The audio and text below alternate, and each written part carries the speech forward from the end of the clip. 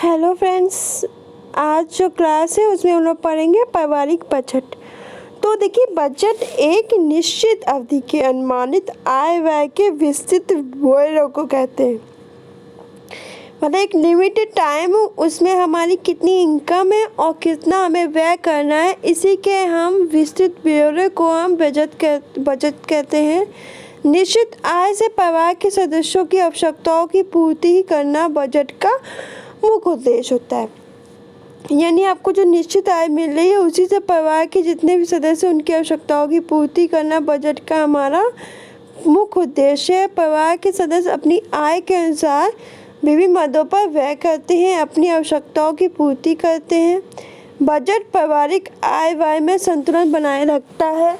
एक अच्छा बजट वह होता है जिसमें कुछ आय बचत के लिए रखी जाती है, जिससे अचानक खर्चों पर व्यय किया जा सके। बजट की परिभाषा है। पारिवारिक बजट पारिवारिक आय को व्यवस्थित रूप से व्यय करने का एक तरीका है जिससे परिवार के सदस्यों में सुख कल्याण में वृद्धि हो सके। एक रश के अनुसार बजट भूतकाल के व्यय, भविष्य के अनुमानित व्यय और वर्तमान समय के मदों पर निश्चित व्यय का लेखा जोखा है। तोमर, गोयल व दर्शन के अनुसार बजट सुनियोजित भविष्य की एक परिकल्पना है जो आय व्यय का एक निश्चित अवधि के लिए लेखा जोखा प्रस्तुत करता है। पारिवारिक बजट के सिद्धांत तो देख लेते हैं। पारिवारिक आय ग्रास और कैरल के अनुसार पारिवारिक आय मुद्रा, वस्तुओं, सेवाओं, संतोष का वह प्रवाह है जो आवश्यकताओं, इच्छाओं को पूरा करने, उत्तरदायित्व के निर्वाह हेतु परिवार के अधिकार में आता है। यह आवश्यक नहीं है कि हर माह पारिवारिक आय एक समान रहे, परंतु हमें आय के अनुसार ही पारिवारिक बजट का निर्माण करना चाहिए। किसी भी परिवार की आय उसके जीवन के स्तर को निर्धारित करती है। वेतन, मजदूरी, ब्याज, किराया, पेंशन, बोनस आदि पारिवारिक आय के साधन हैं। परिवार के निर्धारित लक्ष्य।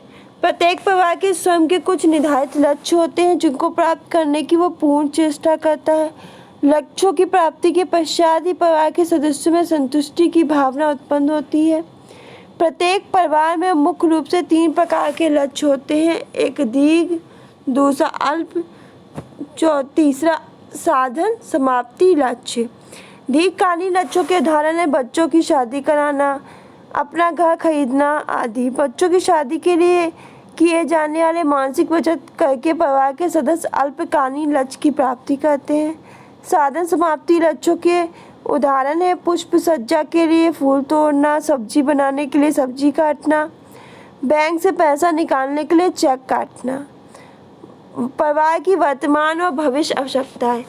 पेंशन के अनुसार प्रत्येक परिवार की आवश्यक वस्तुओं की प्राप्ति हेतु एक प्रभावपूर्ण इच्छा होती है जो उन्हें प्राप्त करने के लिए आवश्यक प्रयत्नों व त्याग के रूप में व्यक्त करती है। परिवार के सदस्यों की आवश्यकताएं असीमित होती हैं। कई भौतिक, नैतिक, सामाजिक, आर्थिक तत्व व्यक्ति की आवश्यकताओं का निर्धारण करते हैं और प्रत्येक परिवार में कुछ वर्तमान आवश्यकताएं होती हैं व कुछ भविष्य की। वर्तमान आवश्यकताएं के उदाहरण हैं भोजन, पानी, स्कूल की फीस, मकान का किराया आदि।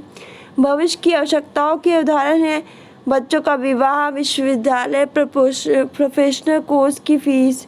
बजट का निर्माण परिवार के सदस्यों की वर्तमान आवश्यकताओं को ध्यान में रखते हुए करना चाहिए। पारिवारिक बजट में बजट के लिए भी मुख्य स्थान होता है ताकि जो भविष्य की आवश्यकता है उनकी पूर्ति हो सके।